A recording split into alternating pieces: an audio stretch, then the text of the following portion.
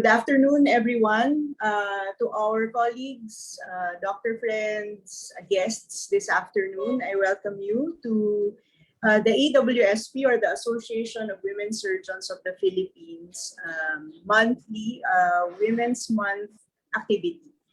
Okay, so for this afternoon, we chose a very hot topic, that of adult vaccination. The first tranche of COVID vaccines has already arrived in the country, and a lot of us health workers have already been vaccinated or are being vaccinated at the moment. And it's important to stress the importance that it's not just the COVID-19 vaccine, but there are other adult vaccines that are available. We always have the perception that vaccination is just for kids, but actually there are a lot of other vaccines available for adults as well. And that will be our topic for this afternoon. This Women's Month activity is sponsored by the AWSP together with the Philippine College of Surgeons. And we would like to thank also our partners, ADP Pharmaceuticals. And for those who are not registered, we are also live streamed at the Philippine College of Surgeons Facebook page, as well as DocVT. For those doctors who have accounts with DocVT, you can also visit our lecture there. Okay, so a few reminders before we start. So please use your complete name. Please be on mute mode while the lecture is ongoing. And if you have any questions, comments, suggestions, feedback, please type them in the chat box. If for those who are watching on the Facebook page and in DocVT, you can also write down your or type your questions there as well. So before we start with our lecture this afternoon, let's prepare our hearts and minds for the opening prayer. I'd like to call our trustee, Dr. Ida Marilim, to lead us in prayer. Dr. Thank you, Dr. Jerusalem. Tayo po ay manalangin. Naririto kami muli upang magpasalamat sa biyayang kaloob mo sa amin. Sa harap ng pandemyang ito, kami ay iyong ginagabayan at binibigyang proteksyon. Kaya naman nais naming pahalagahan ang pagpapalang ito sa pamamagitan ng pagtugon sa aming misyon. Nawa ay makatulong kami sa anumang paraan, maging bukas sa pagkalinga sa aming kababayan, kasama ng aming misyon bilang mga manggagamot. Pagtibayin mo lalo ang aming pananampalataya at palakasin ang aming pag-asa na sa tulong ng bawat isa at sa iyong pagpapala ay malalampasan namin ng matagumpay ang malaking hamon na aming hinaharap. Hinihiling namin ito sa ngalan ng Ama. Amen. Thank you, Dr. Ida. Let us stand by for the singing of the national anthem, to be followed by the PCS hymn.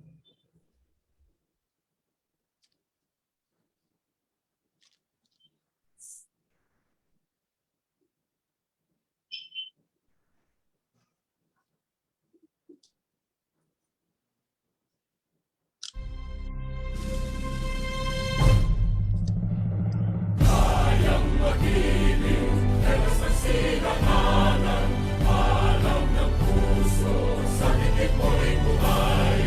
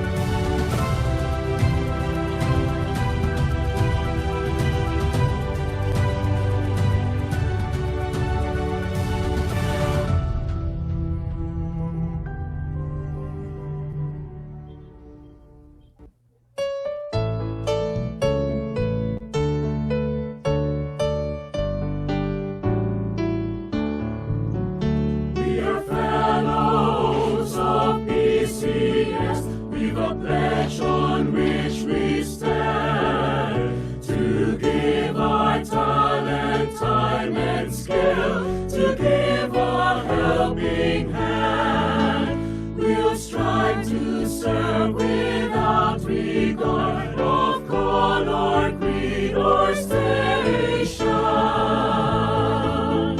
We shall seek to broaden knowledge, each discovery will share as a tribute to their life and for the good of all mankind. Let us dedicate ourselves to life as surgeons of the land.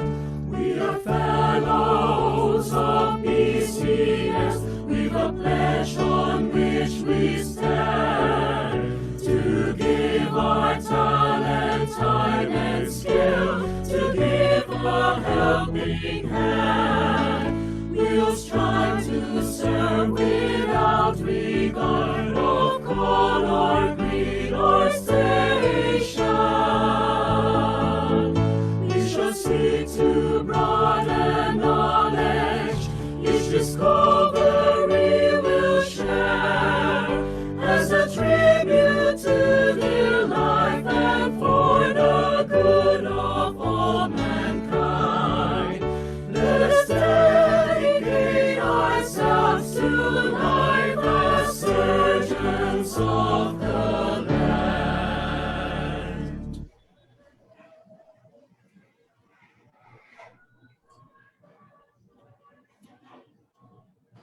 To officially welcome us to this afternoon's activity, may I call on an eminent ophthalmologist and the president of the Philippine College of Surgeons, Dr. Antonio Sai. Hello, good afternoon, everyone. I congratulate the officers and members of the Association of Women Surgeons of the Philippines for coming up with a timely and well-chosen topic on adult vaccination. I have always believed that women play a crucial and vital part in shaping our society. A few months back, there was an article in the media comparing nations run by female versus male leaders. And the author claimed that countries run by female leaders are better at preventing the rise of COVID-19 cases. I will not argue with you about this, as I know that our audience today is dominated by women. But seriously, at a time like this, we should all join forces, share our talents and expertise to help curb this pandemic. I know your association is one with PCS in coming up with measures to increase public awareness on what to do to prevent further rise in the number of people afflicted with that disease. Your activity this afternoon reflects the dedication of the women behind your association. Our country needs more people like you. May we continue to work together to bring surgery, our profession, to a newer height.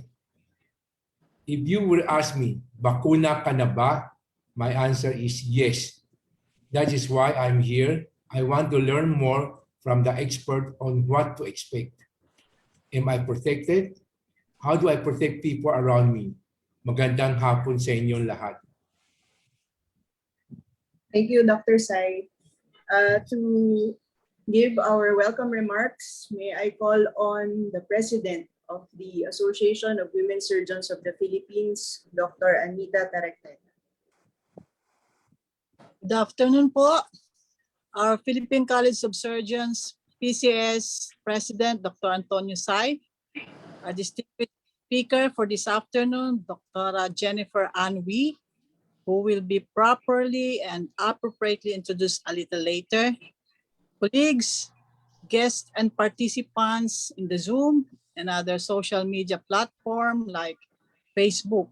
We are live stream at PCS Facebook and Docwitty, and later we can be viewed at the AWSP YouTube channel.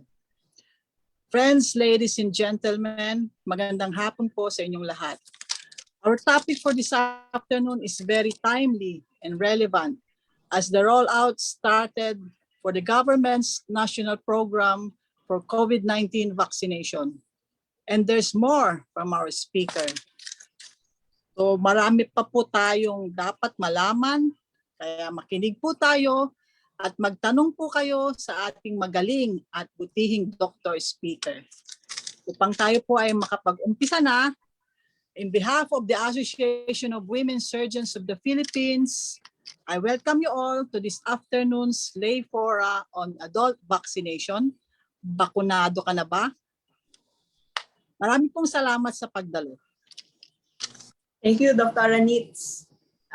To introduce our speaker for this afternoon, may I call on the past president of the AWSP and one of the prominent pediatric surgeons in the country, Dr. Wilma Baltasar. Thank you, Joy. A very good afternoon to all of you. Our guest speaker this afternoon is a very dear friend. So it is really a pleasure for me to introduce her to all of you today. Dr. Jennifer Ann M. We graduated from the UP College of Medicine belonging to class 76. She had her internship at the Philippine General Hospital, and she pursued a residency in internal medicine at the PGH, finishing in 1980 as the chief resident. She continued on in PGH for a fellowship in pulmonology at the section of Pulmonary Medicine, Department of Medicine. She has attended international TB courses, master's classes on COPT, and have attended and held workshops on asthma, TB, pneumonia, and vaccinations as lecturer and resource speaker, both in local and international organizations. She is a diplomate and fellow and lifetime member of the Philippine College of Physicians and the Philippine College of Chest Physicians. She was a past president of the Philippine College of Chest Physicians and the American College of Chest Physicians, Philippine chapter. Dr. Wee has been a recipient of numerous awards, and just in 2020, she was the Philippine College of Physicians exemplar as distinguished community leader. She was also the honor lecturer at the 39th Annual Chest Convention of the Philippine College of Chest Physicians. She has been a TB champion for 3 years, and this was given by the Center for Health Development of the Department of Health, and has had regional awards for private-public mixed dots. She was also the recipient of the PMA Jose Rizal Award for Excellence in Clinical Practice in 2009. Currently, Dr. Wee holds the following positions. She is the head-elect of the TB Assembly, Asia Pacific Society of Respirology, co-chair of the Regional TB Medical Advisory Committee of Region 1. And she is the professor and former chair at the Lyceum Northwestern F.Q. Duque College of Medicine in Dagupan City. She is also the head of the pulmonary department at the Luzon Medical Center. She is presently the active consultant at the Dagupan Doctors Villaflor Memorial Hospital and the Medical City in Pangasinan. And she's a visiting consultant of the Nazareth General Hospital and Luzon Medical Center. So ladies and gentlemen, with much pride, I'd like to present to you a TB advocate to end TB and an adult vaccination advocate, Dr. Jennifer Ann. Jeps. Thank you. Thank you, Wilma. And thank you to the Philippine College of Surgeons for allowing me to join this webinar. So I was afraid you would say all of that, but anyway, when Wilma invited me to talk on this, I was hesitant because I know the controversy surrounding the vaccination program nowadays. And it's not easy. And even before I was making this lecture, there are so many questions already coming in. So I tried to put into this lecture for surgeons and laymen things that I feel may have come up into your mind to be convinced to be vaccinated. And I'm glad that your own president does recommend or is convinced that we should be vaccinated. So this is my disclosure. I am a very strong advocate for vaccination. This is me in 2001 when I was president of the Philippine College of Chest Physicians. And this is me last week when I had my first shot of COVID vaccine.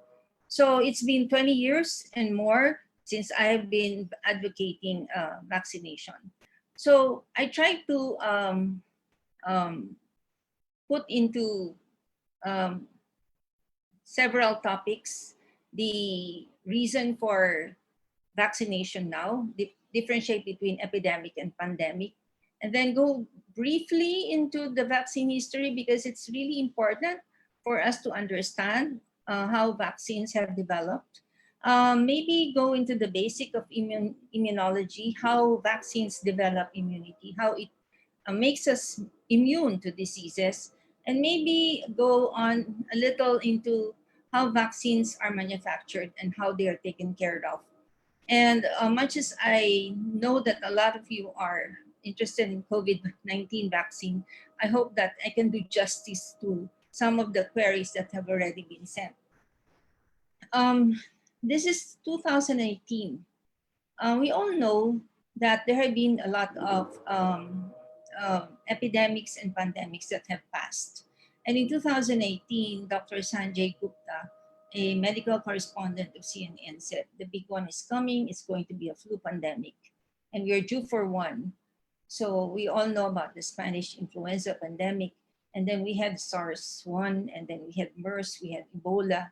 And when it happens, according to Dr. Gupta, it will have a greater impact on humanity than anything else currently happening in the world. It's been a year since we started this COVID-19 pandemic. And I know and realize that all of us realize that this has happened. So currently, this was just this morning, I downloaded it. We have worldwide 121,128,745 cases. And in the last 14 days, we had 5 million new cases and 2,679,000 deaths. The vaccines have been rolled out, and total doses so far that have been given is 390,303, although included here are people who have been given 2 doses already. So it may be actually in the number of people fully vaccinated, maybe a little less than the 88 million that we are seeing here. So basically, it's only 1.1% of our population. So when we talk of pandemic, it's very different from an outbreak and an epidemic. So an outbreak is noticeable. So it was an outbreak initially in Wuhan, China, and then it became an epidemic when it involved a larger geographic area, and there were widespread cases of COVID-19 across China. And it has become an epidemic because there was human-to-human direct or indirect transmission. And there was initial negligence to inform the world about this until number of cases continued to increase and the public health delivery system failed to control it. So we're in the midst of the COVID-19 pandemic, and now it has spread to the world. And in a current situation, 206 countries are affected by this pandemic disease. So traveling of the infected person from Wuhan to various countries to Wuhan when it was not declared as an epidemic caused the pandemic. So this is how it has spread to the rest of the world. When we say pandemic, it means all. Pan means all. Endemic means demographic or people. So we all realize that it is now a global problem. Now, how has vaccine come into play in controlling these pandemics? This is a figure of the vaccine program in the UK. And this is historical vaccine development and in the introduction of routine vaccine programs in the UK. They were one of the first to actually accept vaccination way back during the royalty period. And so it was in 1796 when the first smallpox vaccine was developed. From the 1700s to currently 2019, when the HPV program was instituted, you will see that the development of vaccines is not quick. So first vaccine was in 1790s, and then Pasteur in 1885, that's almost a century. And then in 1909, BCG, and then 1942, so that's almost 40 years, and then 10 years BCG, and so on and so forth. So there has been long delays in the development of vaccines. But if you look at history, the timeline, even before the 1700s, the Chinese already practiced inoculation. And this is a picture showing accounts wherein smallpox inoculation was already practiced in China and in India. And here there was a smallpox epidemic in India. And these are pictures that depicted that even before 1790, there was already variolation, or which was a form of vaccination. In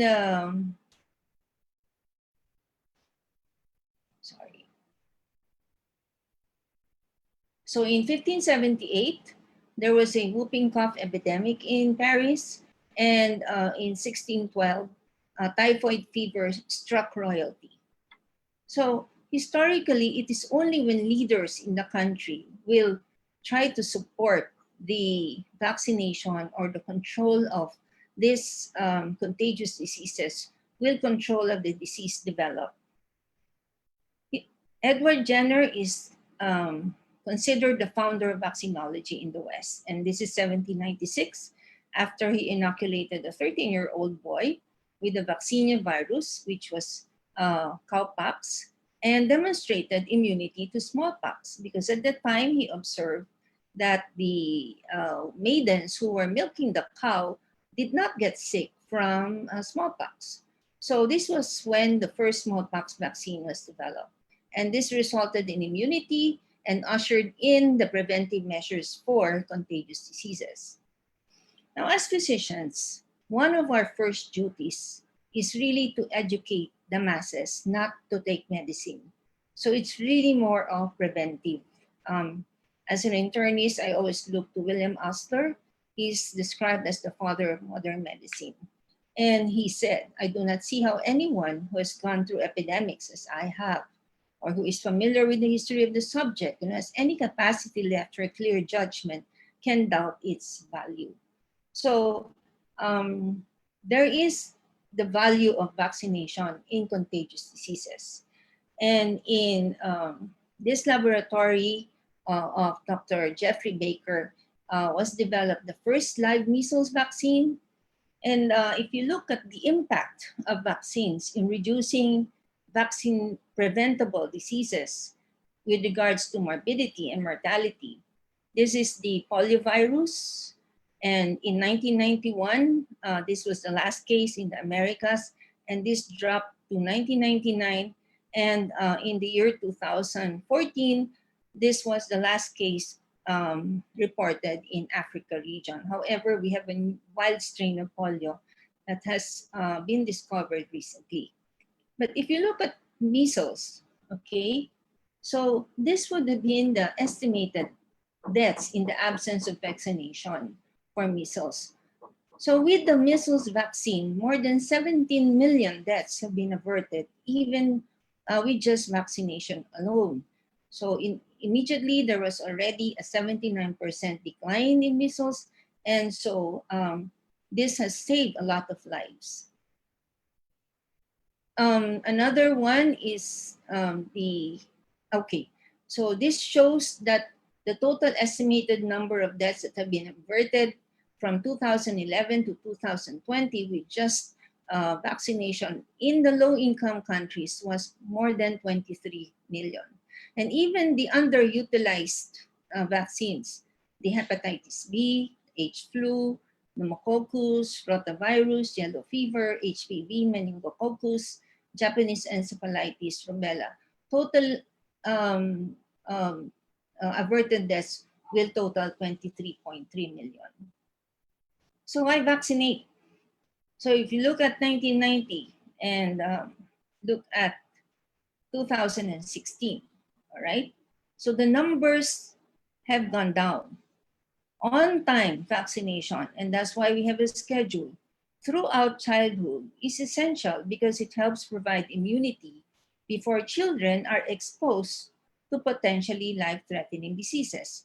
And we all know the value of childhood immunization. So if you visit the WHO office in Geneva, you will see this statue commemorating the eradication of smallpox. And here, it shows us that human beings have benefited from vaccines for more than 2 centuries.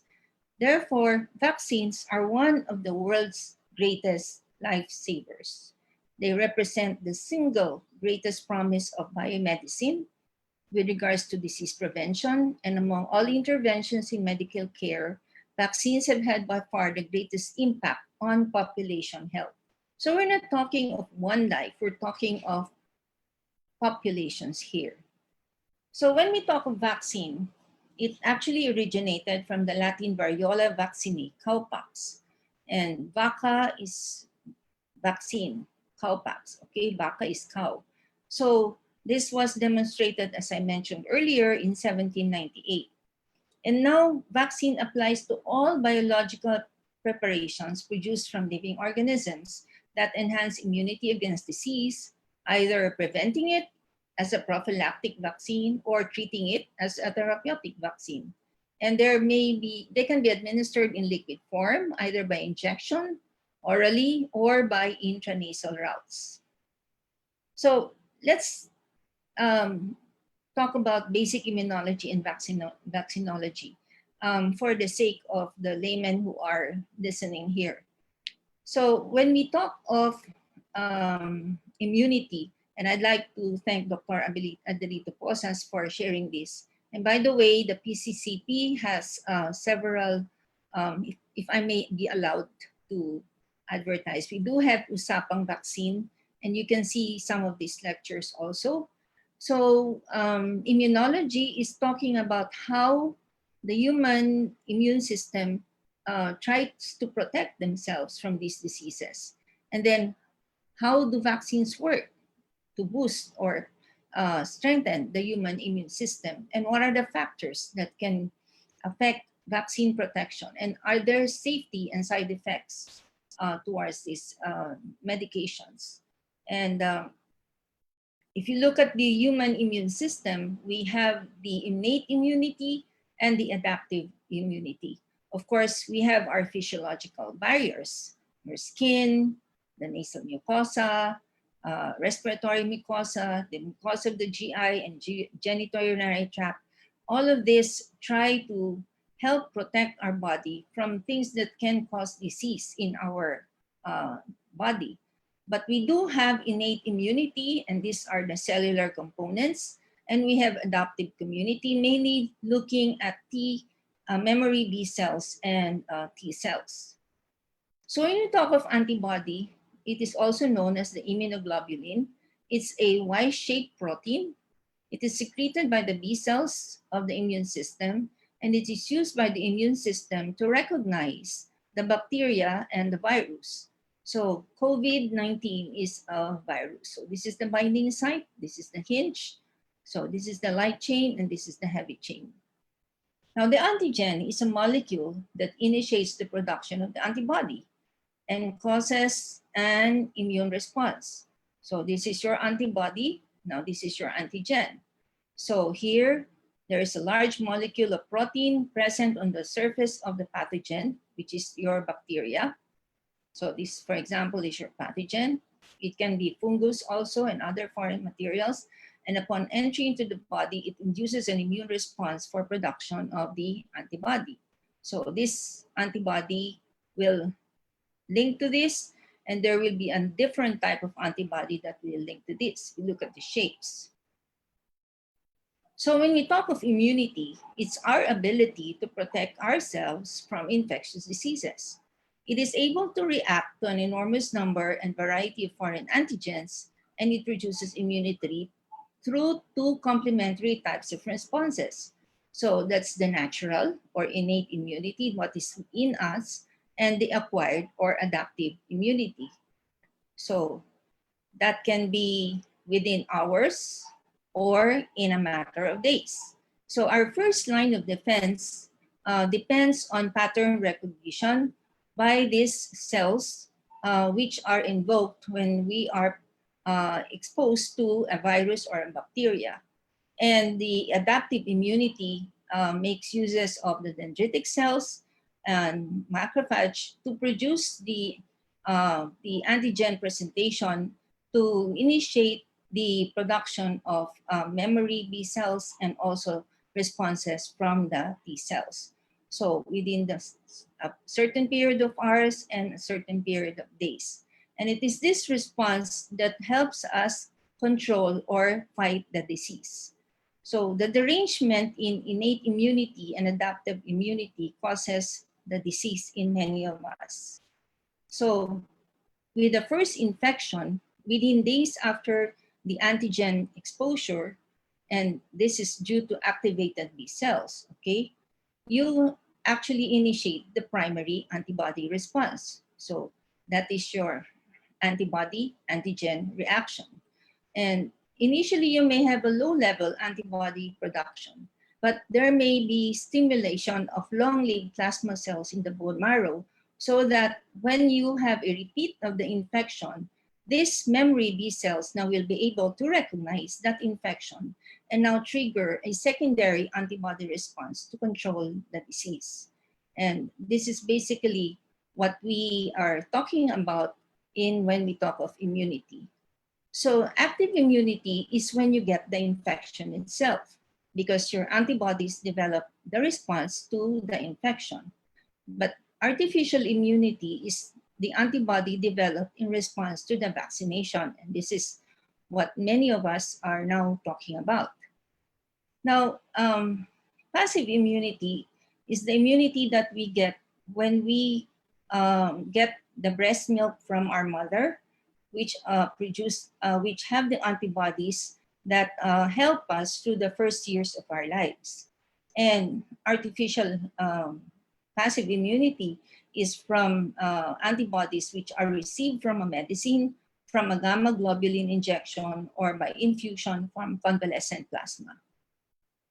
Now, there's a difference between vaccination, which is the administration of the antigenic material to stimulate an individual's immune system to develop the adaptive immunity to a particular pathogen, from immunization, which is the process whereby a person is made immune or resistant to an infectious disease, typically by the administration of a vaccine. And here you will see a child receiving the oral vaccines. It may be an OPV. The importance of immunization program, and you know that last February, the past 2 months, there have been a lot of calls for mothers to bring your children to the health centers for immunization, because each year vaccines do prevent more than 2.5 million child deaths globally, and additional 2 million child deaths could be prevented each year through immunization with currently available vaccines, which are given for free by the Department of Health. So why are vaccines so special? One, it promotes health. Unlike many other health interventions, they help healthy people stay healthy, removing a major obstacle to human development. I recall that one of the first things that we always had to make sure was come to the scheduled vaccination of our children. And this has been lost somehow along the way. Vaccines should have an expansive reach. They should protect individuals, any community, entire populations, if at all. And they should have a rapid impact. So in most communities and population, it should almost be immediate. For example, between 2000 and 2008, Vaccination reduced the global deaths from measles by 78%. So from 750,000 to 164,000 deaths per year. And that's really good. So this child has smallpox. And it is only when smallpox vaccine was given that it was eradicated. So vaccine saves lives and cost effective.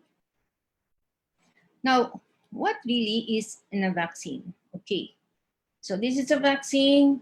Water is the main ingredient. There are preservatives and stabilizers which maintain vaccine quality and make it safe to be stored and prevent contamination. For example, you have sorbitol, which is naturally found in fruit in larger amounts. Of course, you have the active ingredient. So this is a very small amount of a harmless form of the bacteria or virus you are immunizing against. I think everybody has seen this time and again in a lot of the video presentations now. And we have adjuvants. And these adjuvants create a stronger immune response to the vaccine. So it does not pose a significant risk to health in very small quantities when it is used, like aluminum, which is naturally found in drinking water at higher levels. And you have residual traces of substances that have been used during vaccine manufactured, measured as parts per million or billion in the final vaccine, like formaldehyde, which is naturally found also in the human body. So different types of vaccine are available. And the live attenuated or a weakened or inactivated vaccine is what is used in measles, mumps, rubella, yellow fever, influenza, polio, typhoid, Japanese encephalitis, rotavirus, and varicella. So this was first introduced in 1798. And a century later, typhoid, which is a killed whole organism. So this is what is used in whole cell pertussis, polio, influenza, Japanese encephalitis, hepatitis A, and rabies. So we also have toxoids, which is seen in diphtheria and tetanus. And if you will see, this is long after 1896 in 1923. And then 50 years later, anthrax. So we now have subunits. These are purified protein, recombinant protein, polysaccharides, and peptides. And this now includes pneumococcal vaccine and hepatitis A. So we now have also virus-like particles, which was in 1986, again, 16 years later, which is the HPV. Now we have an outer membrane vesicle. This is the pathogen antigen of a gram-negative bacteria, and this is what is used in meningococcal vaccines. Others are your protein polysaccharide conjugate, which is the principle of H. influenza, type B, pneumococcal, meningococcal, and typhoid vaccines. And we now have also viral vectored vaccines, which was used in Ebola, the nucleic acid vaccine, which is a DNA strand, which we now have the SARS-CoV-2 developed in 2020. And we have future vaccines are bacterial, vectored, and antigen presenting cells. So you see there are a lot of vaccines available and are being developed also. How do they work? So this is your pathogen, let's say measles, okay? So you have been exposed to measles, so you have an existing antibody, okay? Now, these are existing pathogens, flu, chickenpox. Now we have COVID-19. It's a new pathogen. We still don't have any antibody for it. So when a new pathogen or disease enters our body, it introduces an antigen. Okay? For every new antigen, our body needs to build a specific antibody. We still do not have that antibody for COVID-2. For every new antigen, so it can grab onto the antigen and defeat the pathogen if we develop that type of antibody. So basically, we're looking at immunity from natural infection. We mentioned this, and now we have vaccination. However, the vaccinee does not endure the illness. You do not get sick in the manner that you will do if you had not been vaccinated. So you try to prevent the seriousness of the disease or the complications. And there are low risk of adverse reactions, and this greatly outweighs the risk of complications by a natural infection. Okay? So how does the immune response develop or is generated through a vaccine? So this is your vaccine. So it's injected into the muscle, and then you have the vaccine antigen.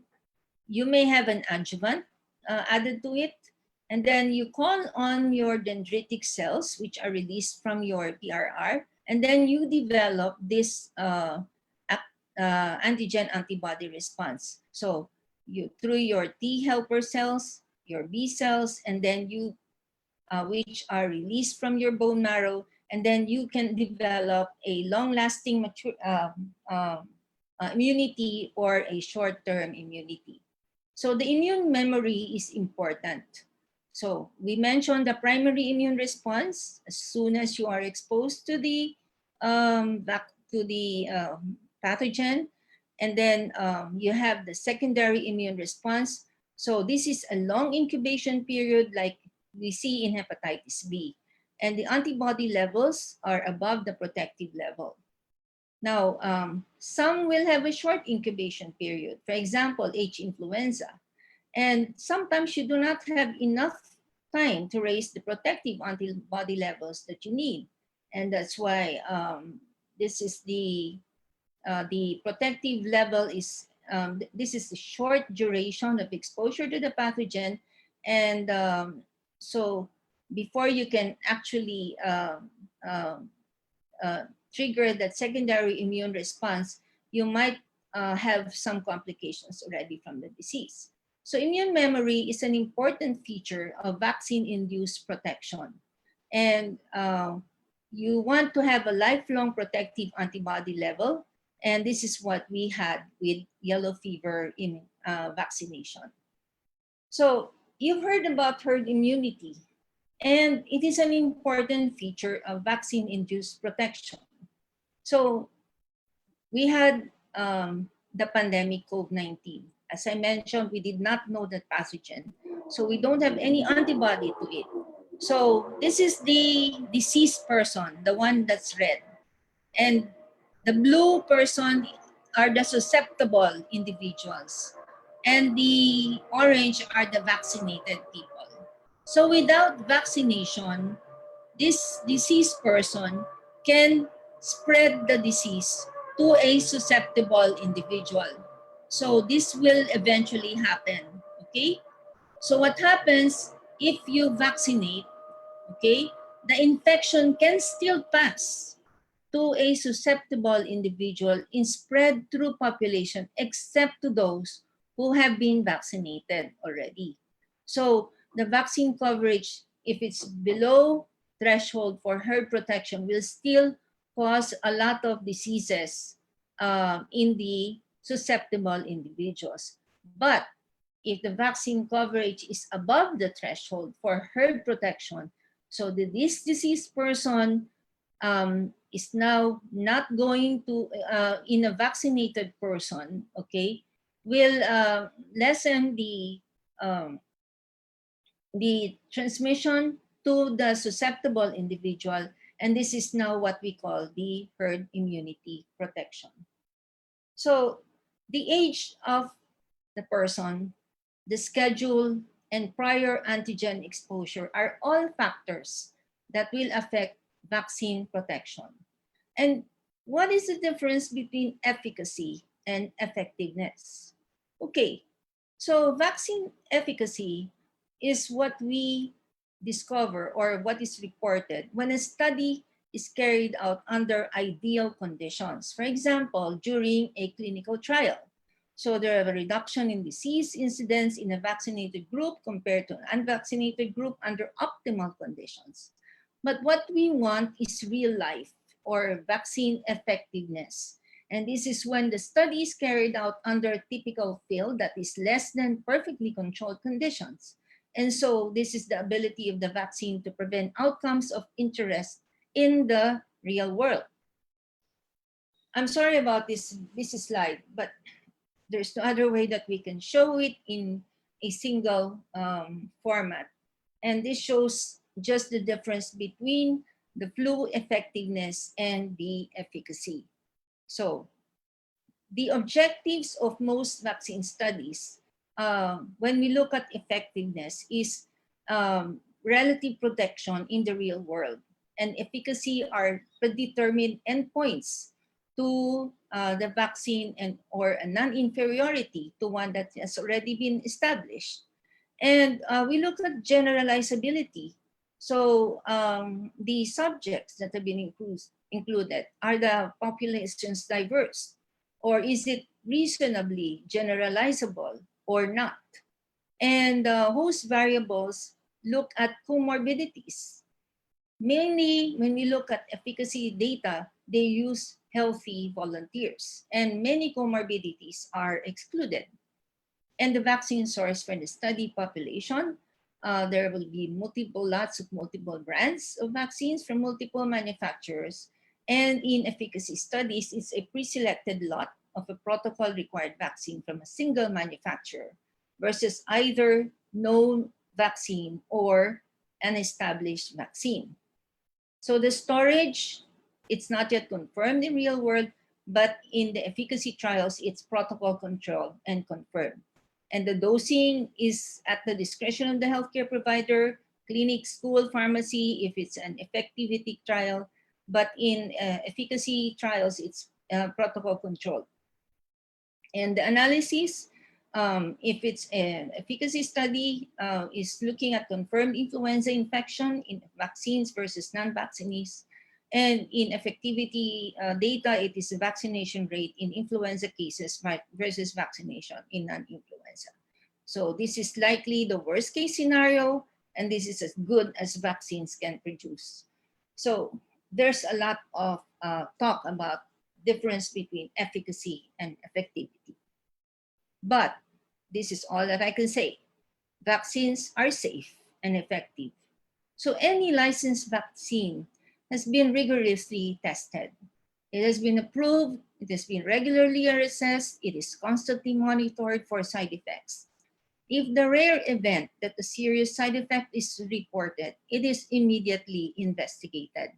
So let us not look at the negative, but look at the positive effect of these vaccines. General public has low tolerance to adverse events, as vaccines are usually given to healthy persons. And the expectation of a lot to safety standard is higher with vaccines compared to medicines for sick people. And national regulatory authorities rigorously ensure the quality, safety, and effectiveness of vaccines and pharmaceutical products. So there are monitoring groups for all of these biologics that are being given. So I don't want to go through the 3 phases, but here just in general, showing you that with the FDA, they set rules for 3 phases of clinical trials to ensure the safety of the volunteers. And researchers test the vaccines with adults first. So phase 1 will maybe 20 to 100, and then phase 2, several hundred, and then phase 3 is thousands, okay? So FDA licenses the vaccine only if it's safe and effective, and it benefits, and the benefits outweigh the risk for giving this vaccine, okay? So what are adverse events? So this is any untoward medical occurrence which follows immunization and which does not necessarily have a causal relationship with the usage of the vaccine. So this is unfavorable, is unintended, sometimes an abnormal laboratory finding, a symptom, or a disease. It may be related to the vaccine or not at all. And a lot of us who have been doing clinical trials know this. But let's say, okay, it may be vaccine related. It's caused or precipitated by a vaccine due to one or more of the inherent properties of the vaccine product. This was when there was precaution on giving the influenza to people who were allergic to eggs before, but it's no longer really followed. And then if the vaccine quality, you see a defect related event, or maybe an inappropriate handling of the vaccine or its administration. And of course, anxiety related reactions. And it may have been just a coincidental effect. So it may be other than the vaccine product, immunization error, immunization safety, but I guess this is very rare, if at all. So there are many common minor vaccine reactions and treatment. It can be local, it can be systemic. Most of the time, it is pain, swelling, redness. There are few who will develop some fever and irritability. And if you will look at the currently used vaccinations, BCG, hepatitis, HIV, measles, OPV, pertussis, even tetanus, most of them are not that many. Well, it's a given. You can have a severe reaction. It can be disabling, rarely life-threatening. It must be reported by the vaccinator. It may not lead to long-term problems, but we should always include severe reactions in our reporting. So it may result in death. I'm sure a lot of us know about the reports on the from Norway, and now we're getting a lot of reports again from those countries who have stopped the vaccination with a specific type of vaccine. So all of these are being monitored. Whether the reaction is severe or mild, these are all reported. So for BCG, there was one fatal dissemination of BCG infection. There have been cases of paralysis with the vaccine-associated paralytic polymyelitis. There have been seizures, thrombocytopenia, and some anaphylaxis in some of the reported adverse effects. So usually reactions are minor and fever, malaise, and rare, if at all, anaphylaxis, but it has been seen. So we always need to balance the efficacy of the vaccine, which is intended to protect us from illness, and the safety or the vaccine-associated risk, which is the probability in which may be that that adverse event may harm the individual. That is why, if you will notice in the process of enrolling our vaccinees now, they have to go through a rigorous screening protocol. There is also a risk of acquiring the illness following the infection. Is this worth the vaccination? So following the vaccination, you can also develop pneumonia, otitis, diarrhea, all of these things. But most of the time, you have to weigh the risk and the benefit of vaccination over the deaths that may arise from pneumonia, which can follow measles, or the encephalitis, or the otitis. So this pandemic has changed the view on healthcare, including vaccines. And why are we here now? Because all of us are concerned. But we should emphasize, as a medical personnel, vaccines save lives. It's the fear that endangers them. It's a simple message that parents need to keep hearing, and we need to keep saying, okay? So before vaccination, all right?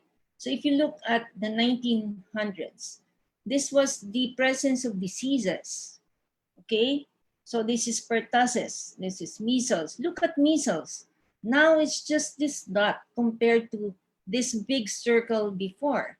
Look at mumps, it's this now. Look at pertussis, it's here.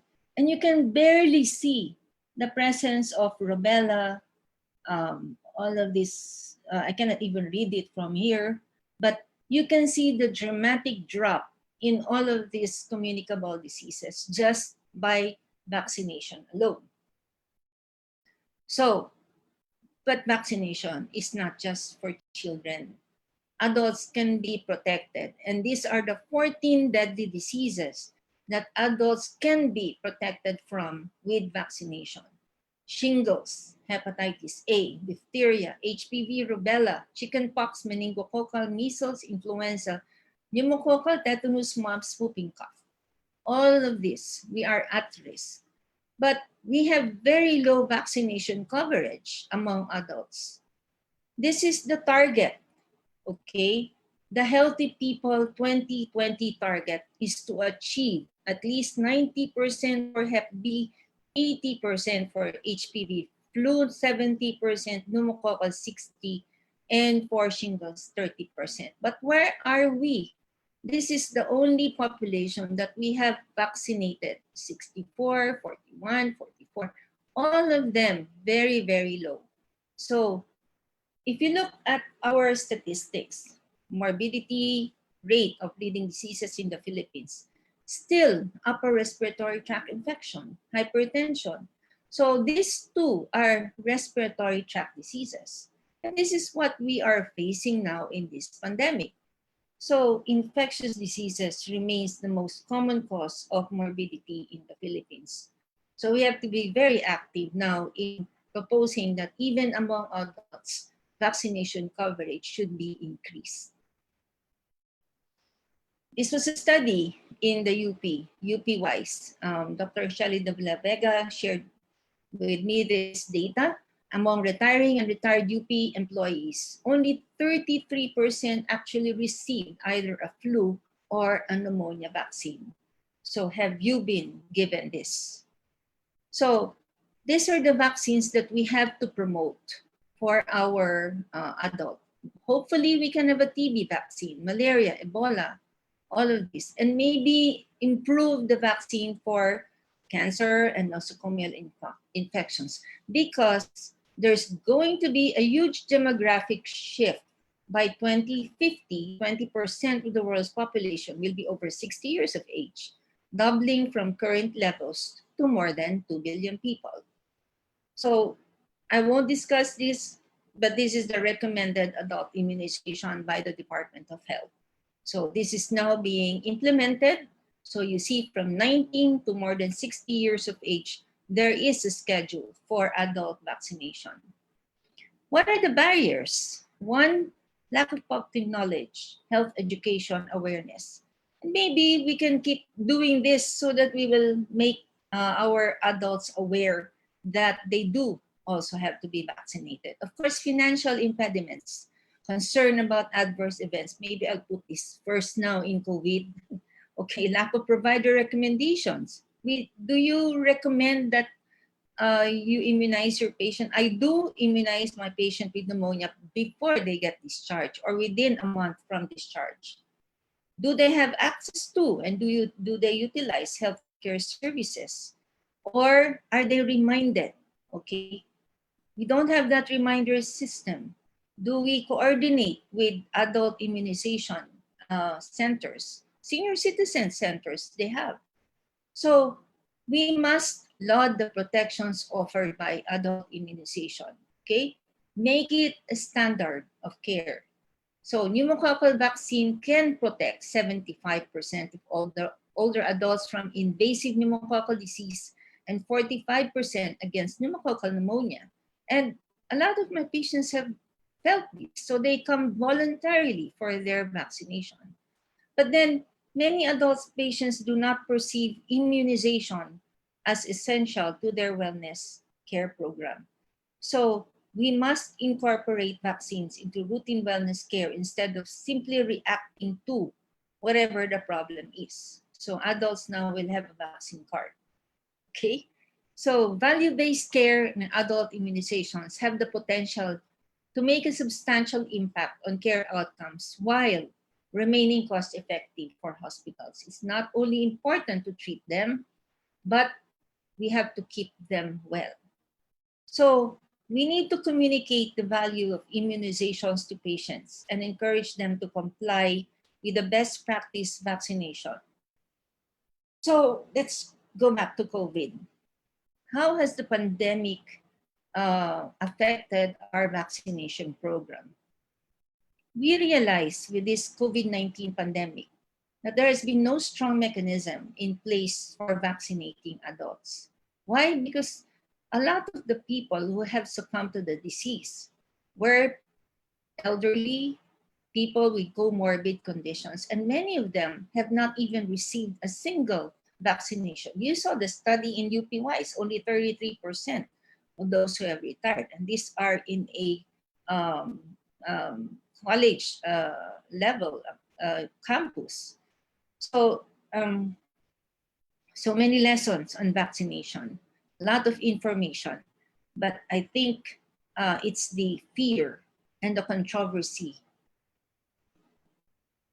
Bear with me, I'd just like to show you how it was then and how it is now.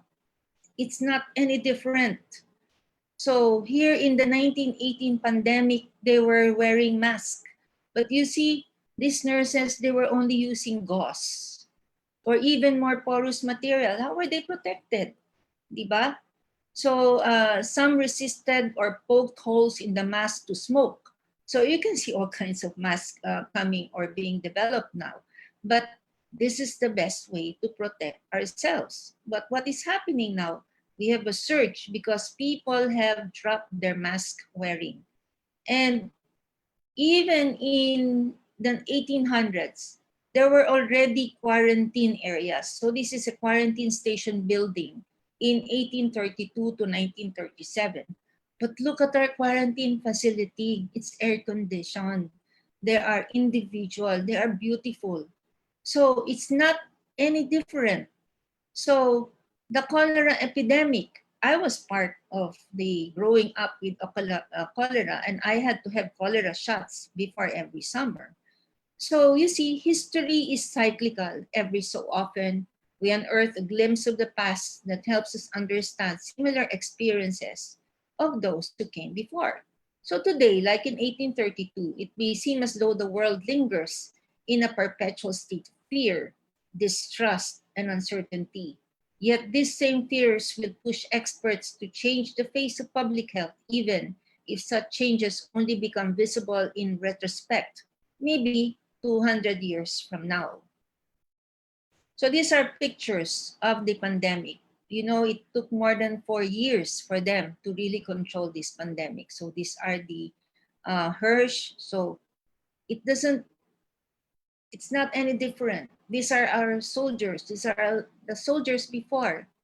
These are our COVID wards. This is their flu wards. This is how we bury our COVID deaths. They also did that before. So it's only a matter of time, this patient said, until he sees deaths. Okay, it's a struggle until you suffocate. And it's that touch that we give, that care that we give, that matters. But why do we have to wait for this to happen? That is why vaccination is a must. So we now say avoid the 3 C's: crowded places, close contact settings, confined and enclosed places. But you see, even in the past, there was already this pandemic. There was this cartoon, okay? To avoid the Spanish influenza, okay? Don't go in trains or omnibuses. Don't get tired. Don't speak to anyone who has signs of a cold. Don't take a taxi. How do you do, Mr. Jones? So avoid that. In fact, look at the distance that they recommended. Don't come near me. So it's not any different. It's the same. But then, what do we have to face?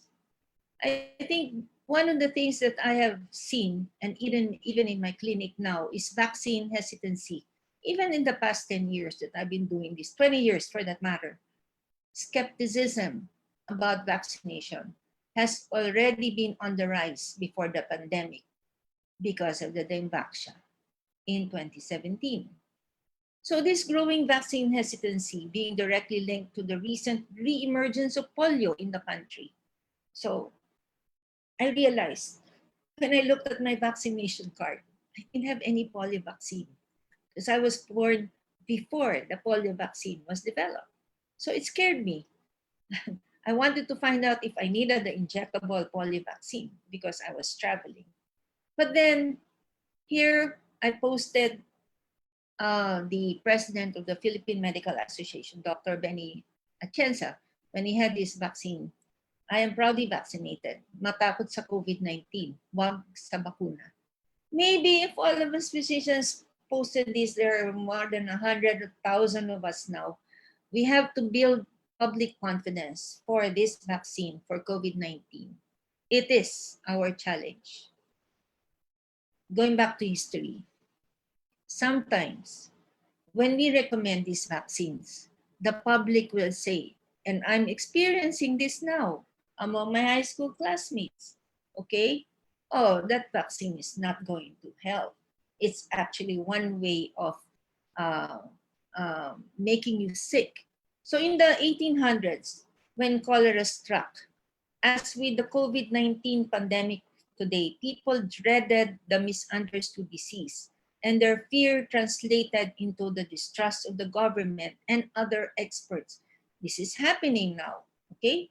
So the improvisation of trying to deal with this, the pandemic, is very familiar.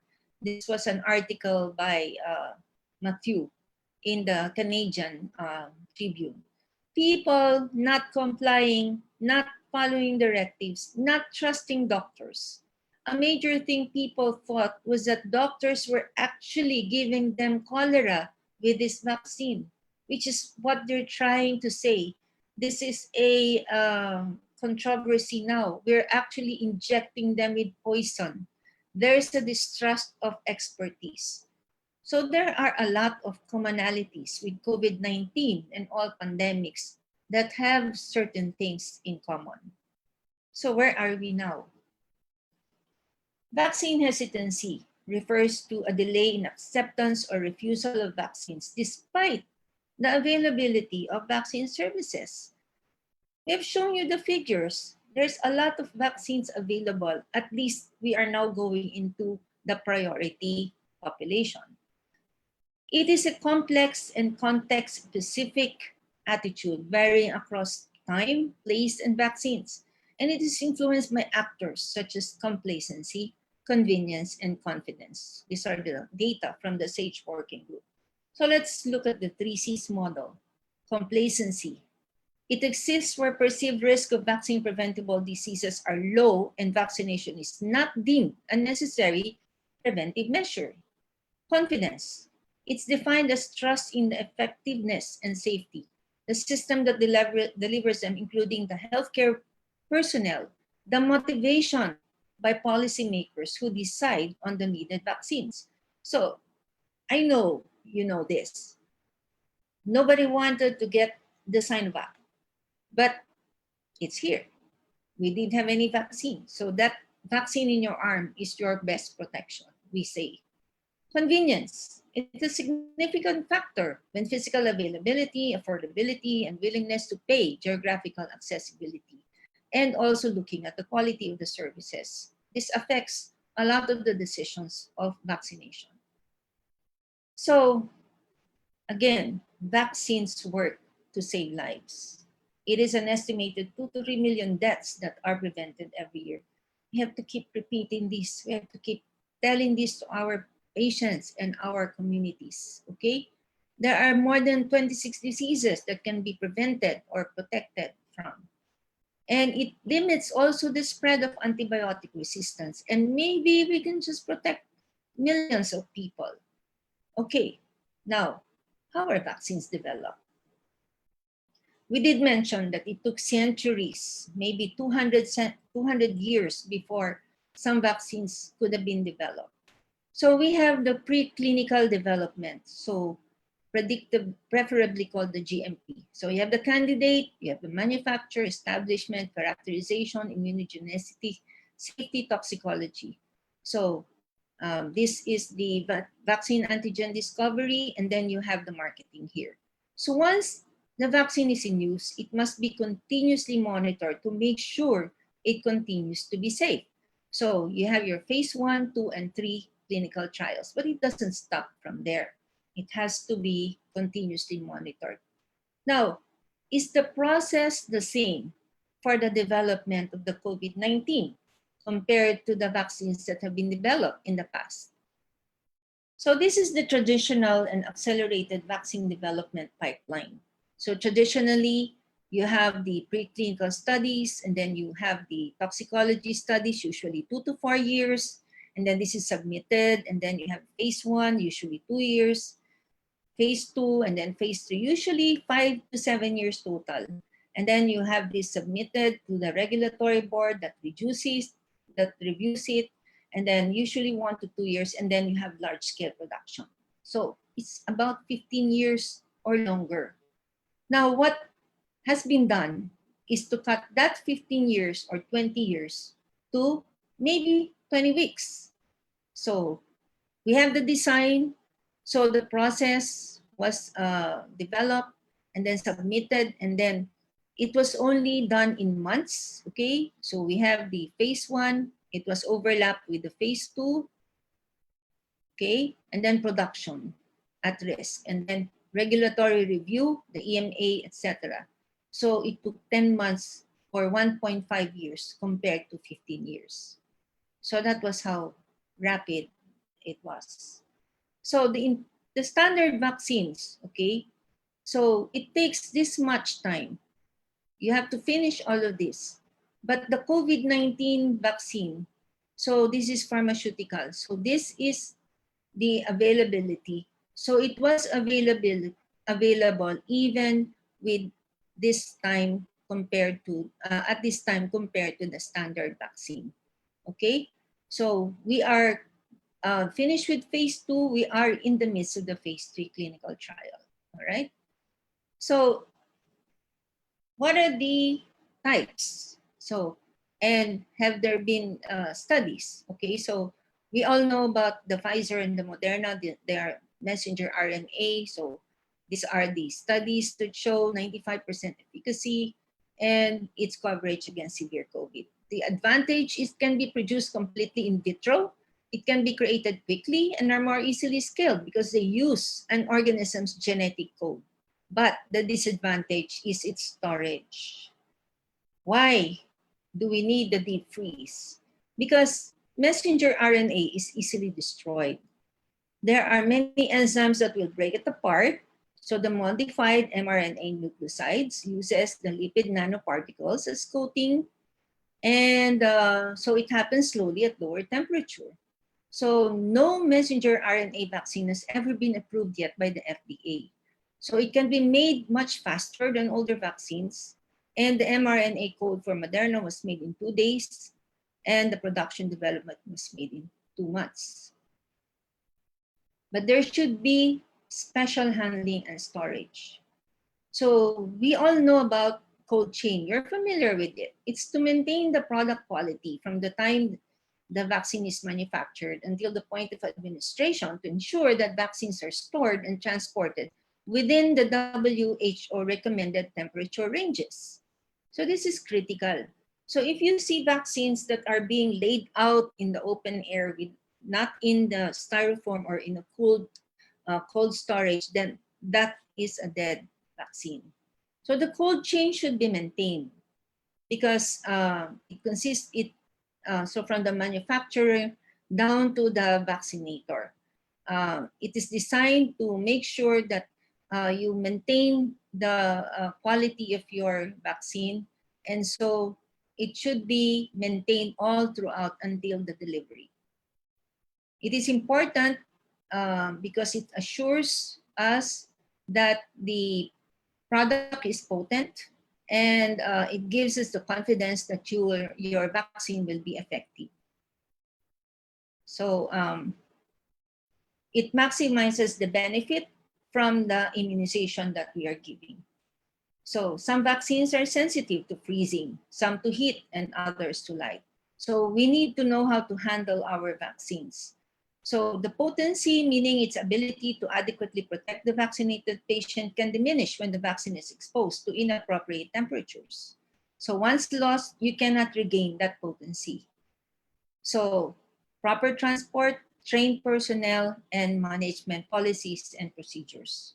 So our challenge now is how to keep this in a deep freeze. So lastly, let's look at our coronavirus vaccines. And this is the last part of our talk. So in phase 1, we had 40 are in phase 1, 17 are in phase 2, 13 are in phase 3. Vaccines approved for early or limited use are only 6, and for full use, actually none yet, as of November 30. So the genetic vaccines are the mRNA. Viral vector vaccines are AstraZeneca, Janssen, and Sputnik. Protein-based, you have inactivated or attenuated vaccines, Sinopharm, CoronaVac, Sinovac, and Bharat Biotech. And we will have repurposed vaccines. So these are the companies. Are there any difference? Yes. So some question already. What if I don't get the second dose within the duration where you are supposed to get the Pfizer vaccine within 21 or 28 days if it's Moderna? So CDC and prevention allows for a 4-day grace period, okay? If not of the same brand, the 2 doses should be separated by at least 28 days apart. So there are already guidelines for this. Now, what are the viral vector vaccines? They actually contain the viruses, which are engineered to carry the coronavirus genes.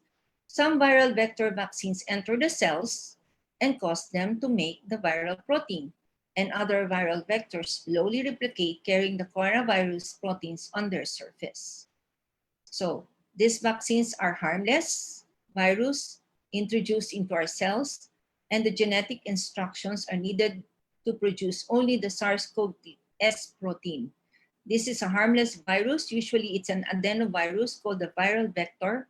It has been modified in the laboratory, so it can infect our cells but cannot replicate. So these are the viral vector vaccines that we have, okay?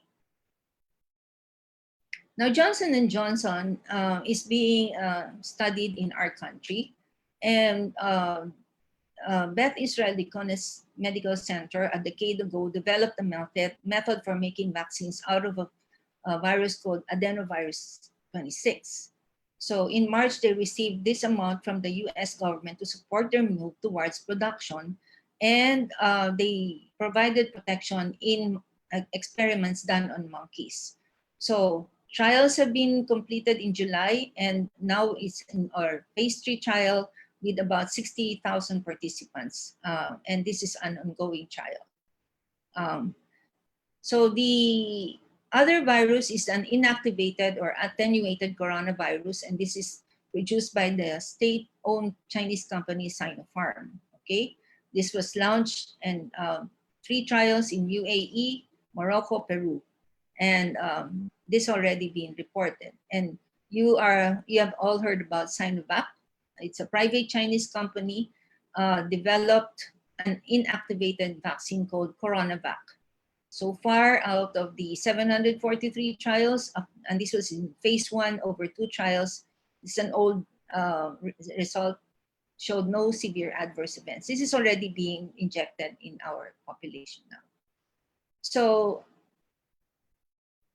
reactogenicity is the subset of reactions occurring soon after the receipt of the vaccine. They are physical manifestations of the inflammatory response. It could be an induration, headache, and this is due to the local production of cytokines producing vasodilatation, and the passage or production of inflammation factors in the blood causing the headache and fever that some have felt.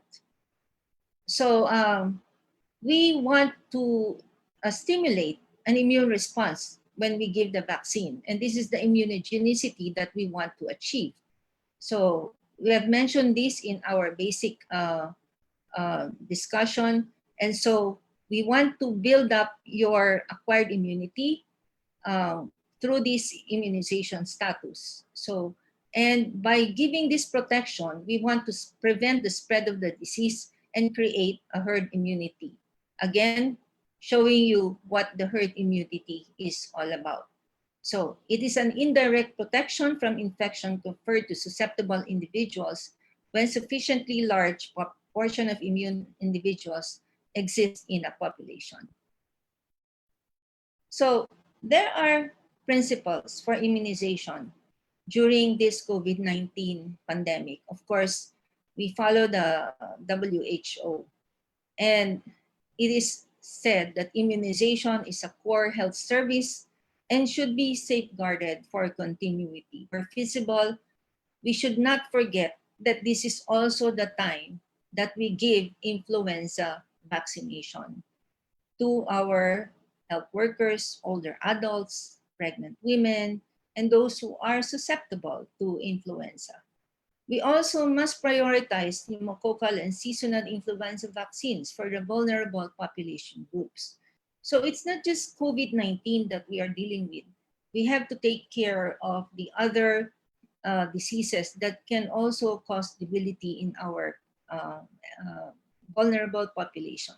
So it's important to continue that immunization service during this pandemic where it's feasible and with appropriate infection control. Let us not forget, we must continue to wash our hands, avoid touching our eyes, nose, and mouth, cough or sneeze in the bent elbow, not in the hands, and maintain physical distance. And if you have symptoms, then you have to report yourself to the authority. So, how can we mitigate the effects of vaccine-preventable diseases on the severity and outcomes of COVID-19 in our older adults? So, this is our healthy, less healthy, frail population, okay? So with the presence of influenza, okay, definitely if you are less healthy, there will be more complications.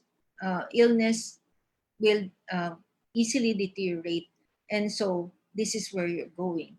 But if you are healthy, you can mitigate the post-vaccine preventable diseases exposure if you properly give the appropriate vaccination aside from the COVID-19 vaccination. So flu vaccine, pneumococcal vaccine should still not be forgotten. So there are a lot of co-infections happening from January 28 to February 18. In Wuhan, there have been reported 11.8% co-infected with influenza A and B because it's already winter there. So prioritization risk, these are now our target population for seasonal influenza. So is adult vaccination recommended? Yes, if you have an existing pneumococcal influenza or pertussis vaccination program, it should be maintained. Can a person with COVID-19, confirmed or suspected infection, be vaccinated? Yes. There are no known medical contraindications to vaccinating persons who have COVID-19. Can a person exposed to a COVID-19 case be vaccinated or a contact? Yes. Today, there are no known medical contraindications to vaccinate on persons who have COVID-19. Now, if immunization services are suspended or reduced, will countries need to conduct catch-up immunization activities? Yes. We still need to intensify our immunization services. So, PhilHealth has shown that the median amount spent by patients with moderate and severe COVID-19 is at least 290,058 pesos and 50 centavos. So the PhilHealth claims for moderate and severe COVID-19 is a median of 143. For mild COVID, PhilHealth will not cover. So out-of-pocket spending for patients with moderate and severe pneumonia can reach as high as 2.6 million and 5 million, respectively. It's really not cheap to get sick with COVID pneumonia. Vaccines has that potential to reduce out-of-pocket expenses of Filipino households due to averted hospitalizations from any communicable disease, especially the COVID-19 and influenza. So this is the COVID-19 doses administered per 100 population, okay? From December 2020 to March 5, 2021. So Israel is the highest, UAE, UK, US, Bahrain, Morocco, Canada. Do you see Philippines? No. These are countries who have really been very active in enforcing vaccination in their countries. So we were getting there until the FACTA occurred. So that dropped again our vaccination population or activity. So we must be more active. So the challenge we face, despite their success in preventing disease, well, we know vaccines rarely protect 100% of the recipients. We all know this. No vaccine should assume that there is no risk of contracting the disease against which they have been vaccinated. They still have to follow the precaution against infection, and it should be carefully considered and followed. The general rule, the more similar a vaccine is to the disease-causing form of the organism, they say the better the immune response to the vaccine. Physicians, we set the tone for advocating adult vaccination.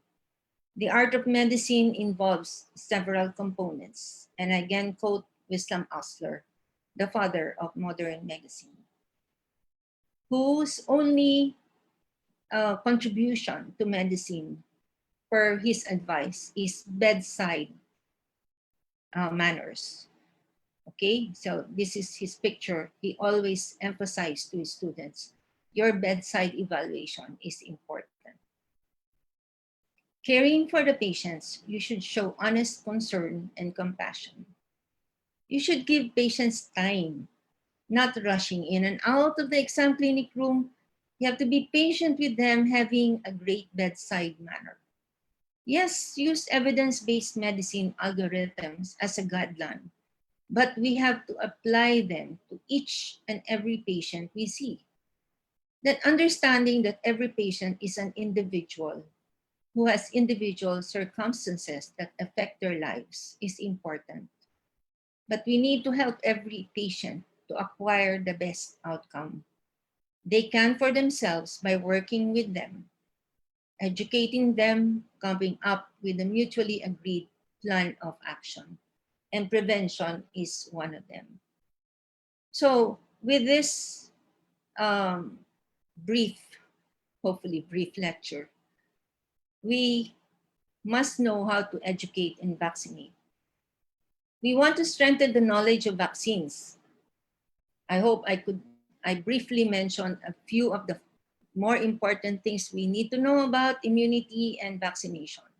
We need to address misinformation. I find this the most difficult.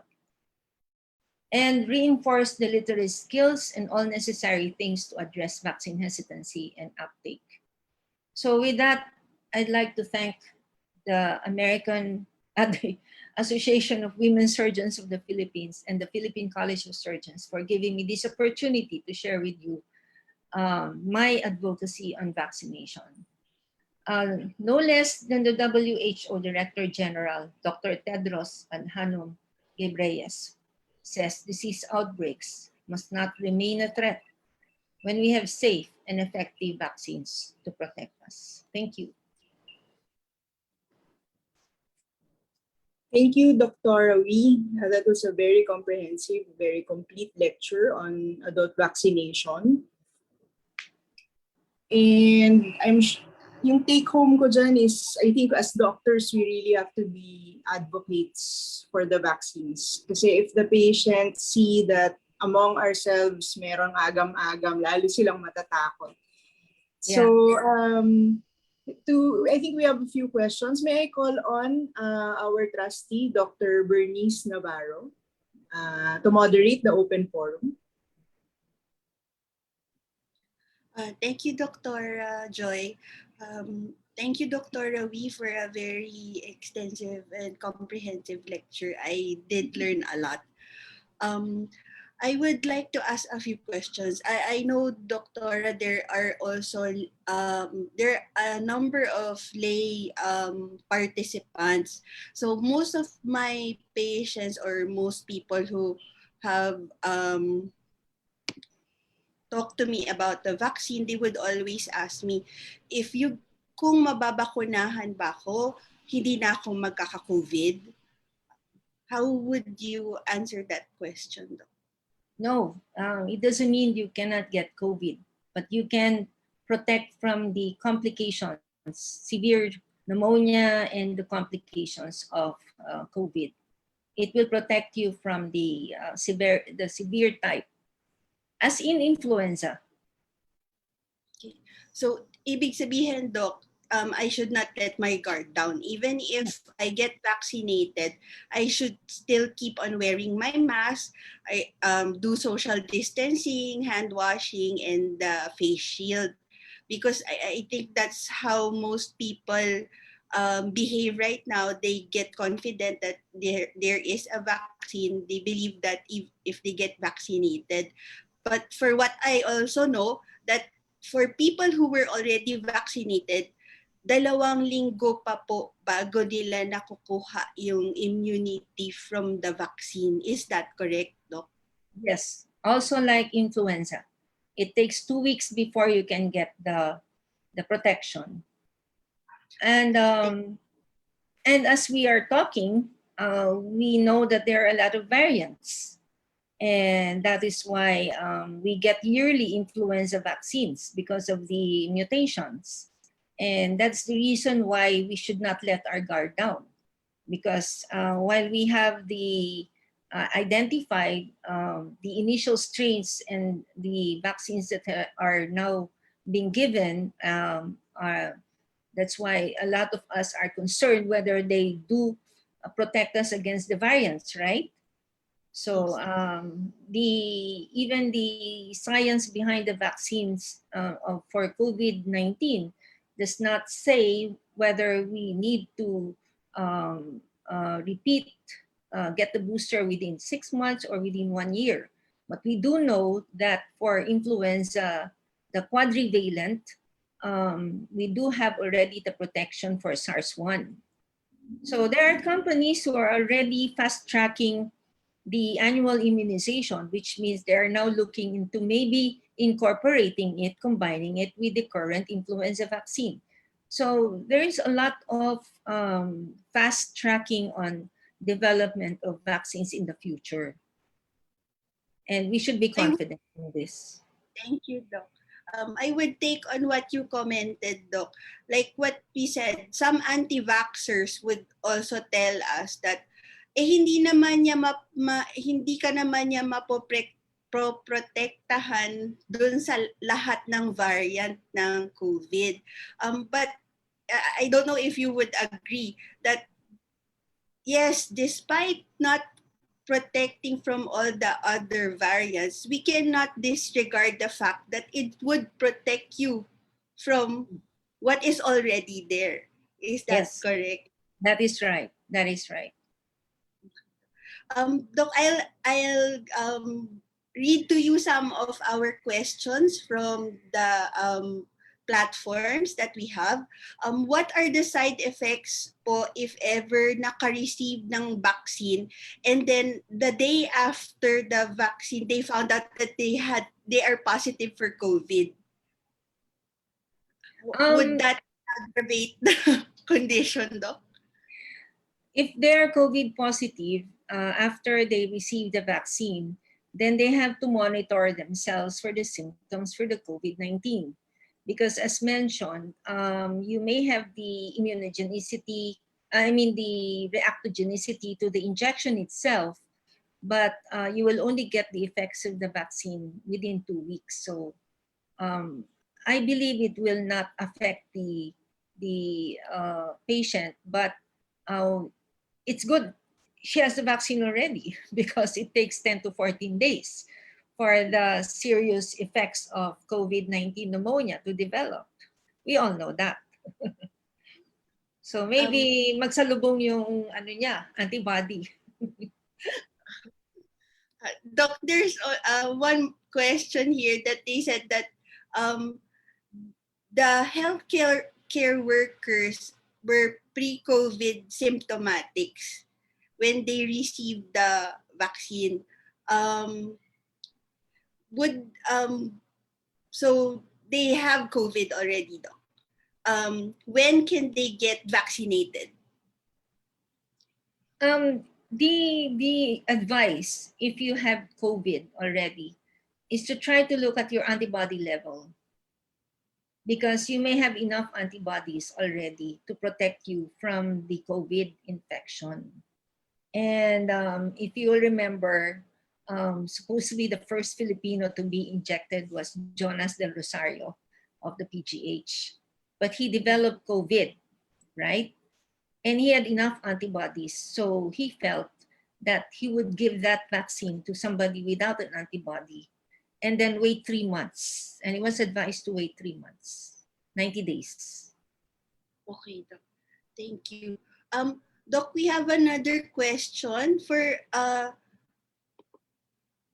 this is a different vaccine. A patient received a flu vaccine and developed an adverse reaction, a palmoplantar keratoderma. Okay. If this patient is allergic to the flu vaccine, do you think they can have the same adverse reaction with the COVID-19 vaccine? Anyone with an allergic reaction to any other vaccine is not advised to have the COVID-19 vaccine yet at the moment. So I think that is one precaution. However, that is the reason why if you are at risk for COVID-19 infection and you had these allergic reactions before, which may not actually be due to the influenza vaccine at all, you may still opt to have the vaccine but be observed within 30 minutes to 1 hour, because you'll never know, okay? Yes. And that plantar might just be an urticaria not related to the vaccine itself. Sometimes it's due to the components of the vaccine. Remember, that's why I put there, what are the things in a vaccine? You have the aluminum, you have formaldehyde, and these are the things that anti-vaxxers are pushing us to answer. Why are you putting mercury, etc., you know? Doc, for example, we have a patient who's 80-year-old and has vertigo. Can COVID vaccine cause vertigo in a 80-year-old that has recurrent vertigo? Vertigo is, well, my husband is ENT and my son is. I don't think it's a reaction for the vaccine. Okay, I have not read that as an adverse effect for the vaccine. Doc, another question that is always asked, how about pregnant women? Can they get vaccinated with the COVID vaccine? No, not yet. How about Not in the first trimester. Not in the first trimester. How about breastfeeding moms? Can they get vaccinated? Good question. Not sure about the answer. Sorry. But maybe it won't really affect the breast milk. Okay. For example, Doc, like we're advocating that they receive their vaccinations. For example, we have a patient who got their flu vaccine. How long should they wait before they get their COVID vaccine? We actually administer vaccines simultaneous. I have not, well, flu vaccine is not yet here at the moment, but we've had, as long as you're not vaccinating live attenuated viruses, you cannot co-administer it with any other vaccine. I think we already answered this question, but I would just reiterate, Doc. So we have a patient who is COVID positive but asymptomatic. And then this patient was finished with her 14-day quarantine. And on the second test, the RT-PCR turned out to be negative already. Do they need to wait for 19 days, Doc, or have an antigen test done? No more, no more. So 90 days na lang and then get the Yes. COVID vaccine. If he's a frontliner and he is eligible for the COVID-19.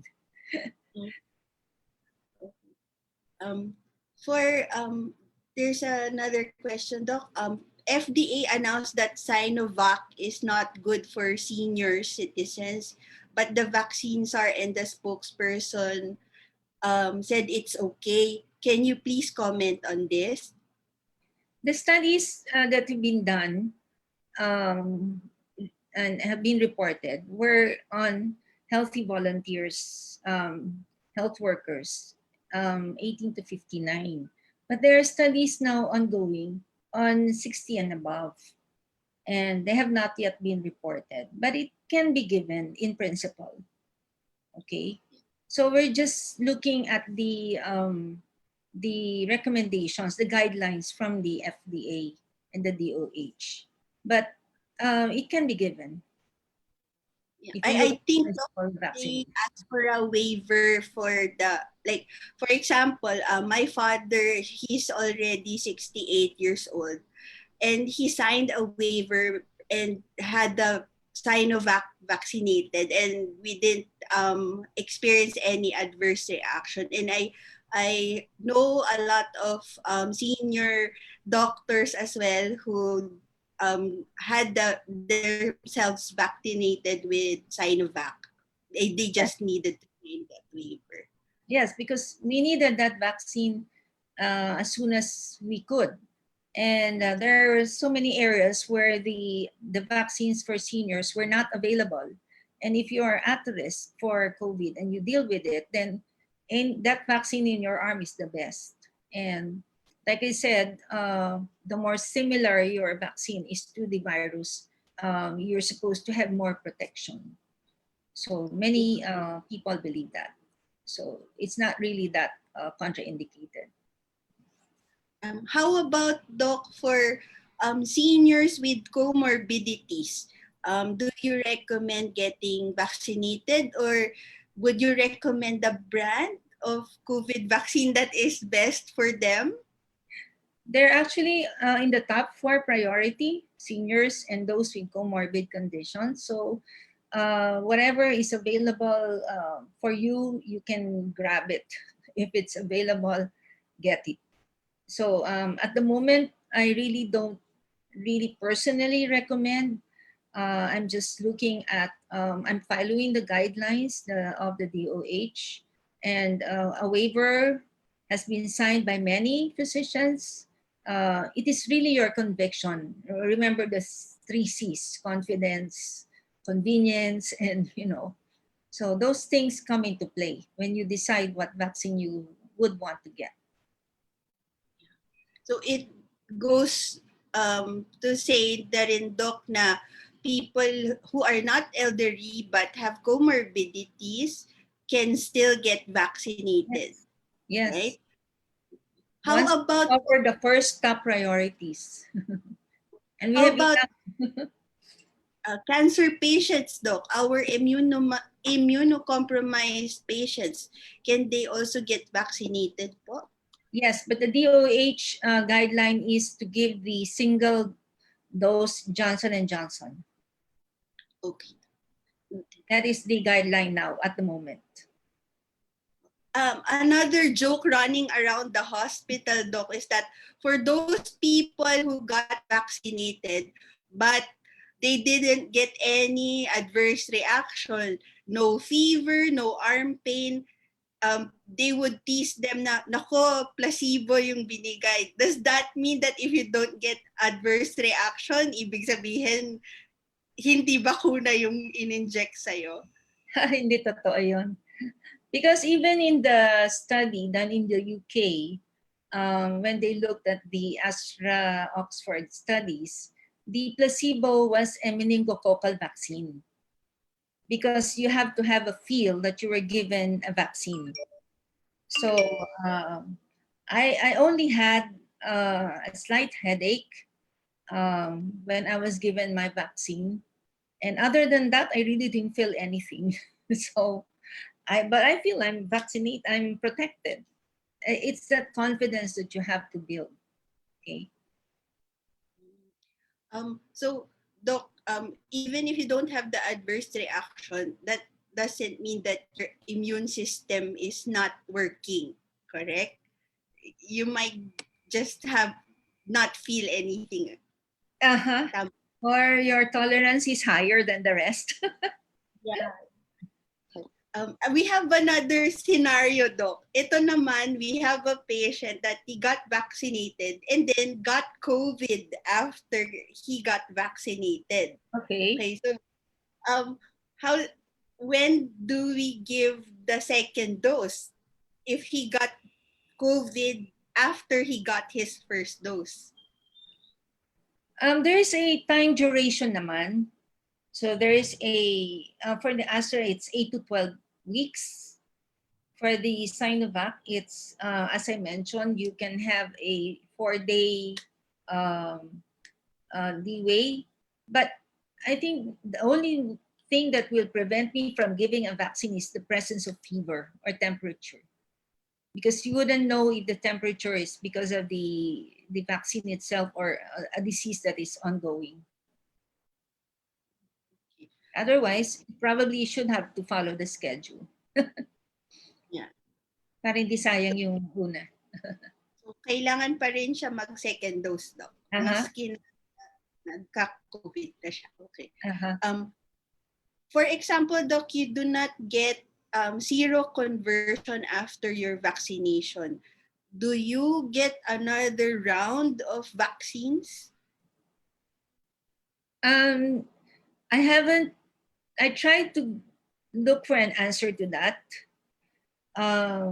But I do know that there are vaccines being developed with an adjuvant in it. Unfortunately, I think the tie-up with GSK and Sanofi did not push through because the GSK was supposed to give the adjuvant. So I'm still looking into an answer to that. Maybe in the next few days, we will find an answer to that. But that's a very good point. Doc, here's another question regarding senior participants po. No? So, what do you think is the best kind of vaccine for them? The mRNA kind or the viral model kind po of vaccine? Viral vector? Viral Yeah, vector. the vector kind or the mRNA? Any. So Any. long as it's Dr. Will and I are senior. Viral vector and mRNA have both good results naman. Doc, one question is neuropathy and paresthesia a side effect of vaccines? Yeah, actually, it is one of those that have been reported. Paresthesia, some neuropathy. My son felt that for a while, like a few hours after the vaccine, but it was very mild, if at all. We have a case here, Doc, that is the doctor got vaccinated and then 2 weeks after, one of the household members got COVID. Do you think the doctor who got vaccinated is protected from that household member who is positive? You should still maintain the precaution. You will already start to have the antibody, but remember, we still have to get the second dose to have the full immunogenicity of the. However, maybe you have an advantage of not getting serious COVID anymore. But even now, there is a recommendation to use mask if there are seniors in your home, because we're looking at families. I'm admitting families into the hospital with COVID pneumonia. Usually 3 out of 5 or 2 out of 6. In the household. Yes, because I'm a pulmonologist, yes. And I practice in Patient. Pangasinan, so we do have families being infected. Okay, Doc. So talagang ano no, Doc, when you don't become vigilant, if you let your guard down, that's where the surges happen. Yes. Until Yeah. we can vaccinate all of the Filipinos, we shouldn't be complacent to, Doc. Yes, we should not let our guard down. Now more than ever, because we don't know how the variants are manifesting. And they're saying that some of the variants don't really present with fever. They don't have anosmia. They don't have that loss of smell. And many of them just come in with pneumonia already. So you will never know. The scary part is that those asymptomatic cases, they're all around us. Yes, yes, yes. Doc, we have a question. For those patients who already got COVID, when they get vaccinated, do they get the 2 doses or just 1 dose? Or it depends on the vaccine that they're getting? At the moment, if you're given 1 dose, you are assured of your second dose. Okay? So if we receive 500,000, 250,000 will be given the vaccine because one person will have the 2 doses. So it's not possible that you will not get the second one. Unless you develop a severe reaction to the first, then you won't be given the second. And then maybe this will apply to one of your questions. You'll be given a different one in the future. Maybe. You'll be a case in point, a study. You will be one of those that we will be studying so that we will know what happens if you react to one and if you can be given a different one. How about, Doc, I know that it's not possible that, for example, you got Sinovac for your first dose, right? Because it was the only vaccine available. It does, when AstraZeneca came, you're not allowed to get injected with the AstraZeneca, right? It's if you get Sinovac on your first dose, it's supposed to be Sinovac still on your second dose. Yeah, you cannot no. combine both.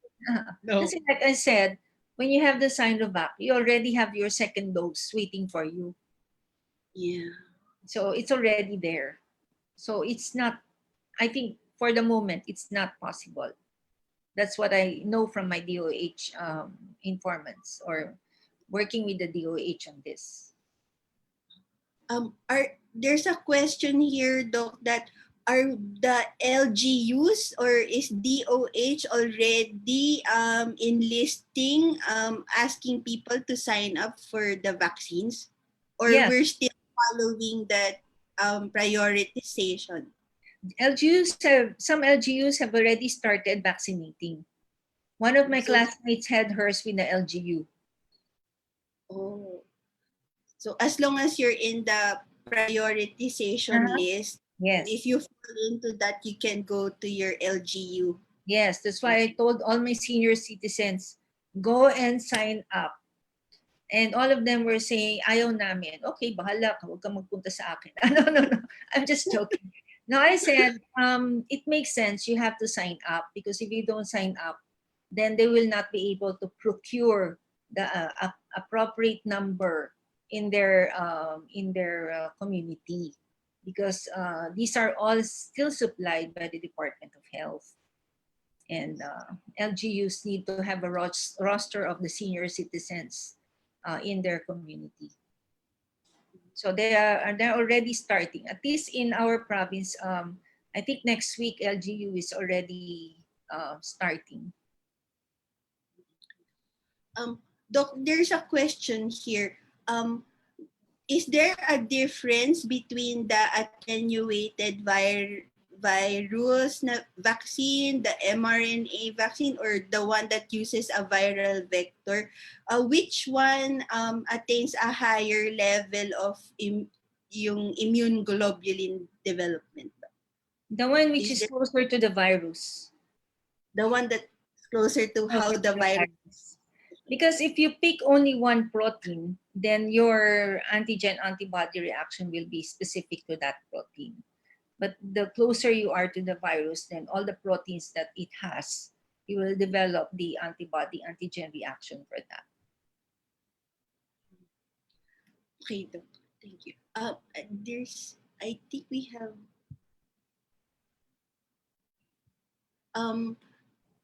I think some of the questions we cannot be answered, but maybe you know, Doc.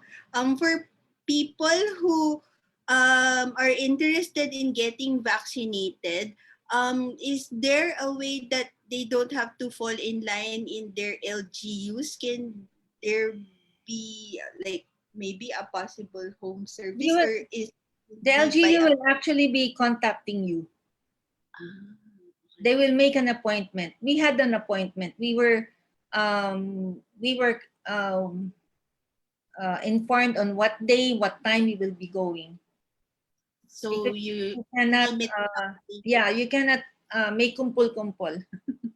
There's a specific vaccine place. Kasi nga, there are 4 stations: registration, screening, check-up, education. You have to listen to something, and then before your vaccination. And then the last stop is the observation period. So you cannot just go there. You cannot line up. It has to be an appointment. That's why registration is online, or you fill up a form. Okay.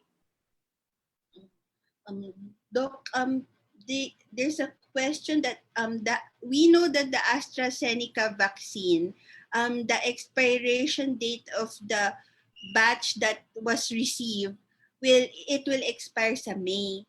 Would 31. that mean if the second dose is due May pa? May 31. That's why they're giving away all the AstraZeneca. Okay. And then in your opinion, Doc, what is the existing vaccine that is closest to what COVID virus looks like? You saw it in the lecture. The Sinovac, Covovax, the Sinopharm, and what's the other one? Okay.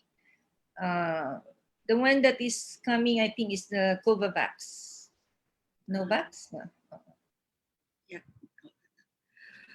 We've finished all the questions, Doc. Thank you. Your, Thank you. If there are any more questions, you can email me. You can send to you, and then you, Michelle can email me, or Wilma will email me, whatever.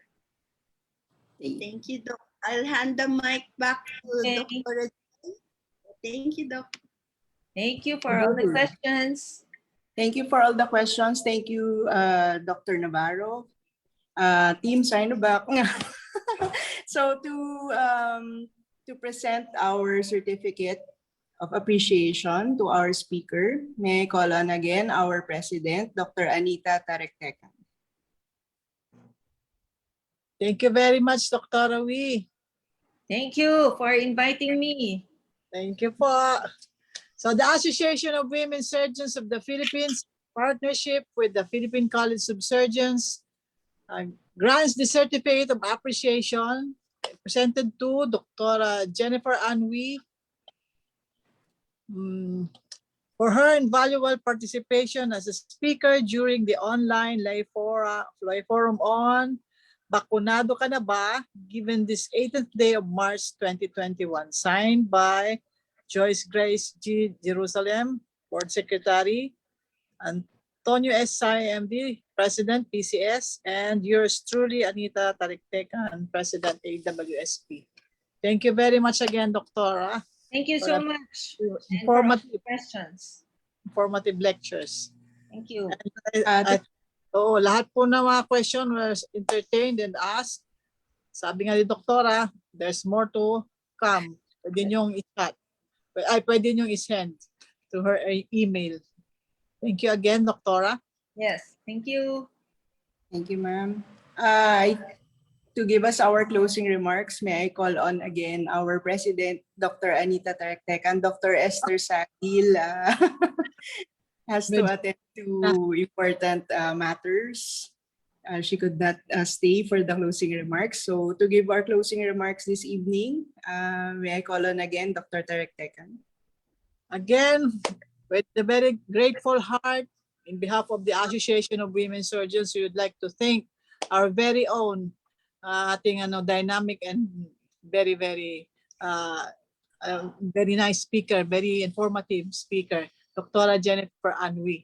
And of course, we would like to thank our sponsor, ang ating support for the Zoom, the ADP Pharma care of Ma'am Cathy. Thank you very much. Also, Doquity and the PCS Facebook Live. The viewers na medyo late, they can view the lay fora through YouTube channel of AWSP later. It will be uploaded. So thank you very much and have a very nice day. Mag-V-Day na kayo. Tapos na kami sa... we have received the vaccine. So yung mga susunod, feel confident now that you have heard the lecture of Dr. Rawi. O yung kanyang thesis. Don't forget that. We all need to have the herd immunity. Thank you very much. Thank you. Thank you. Maybe Thank photo you. presentation po ba? For those who are still here, can you kindly open your videos? Oh, photo ops. Photo ops for posterity. Thank you, Jeps. Thank you, Wilma. I have to go. Just one No, picture. picture first. Picture first. Okay. Picture. All right. Pa-enable po lahat ng camera. At the count of 3. 1, 2, 3. Wait lang po. Wait lang po. Sa po.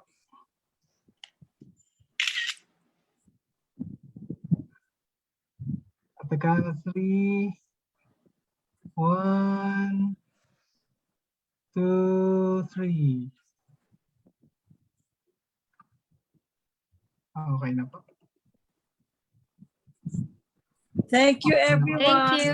Everyone, Hello. thank you. Hi, Jeps. Hi, Jeps. Congratulations. Thank you. Congrats, everybody.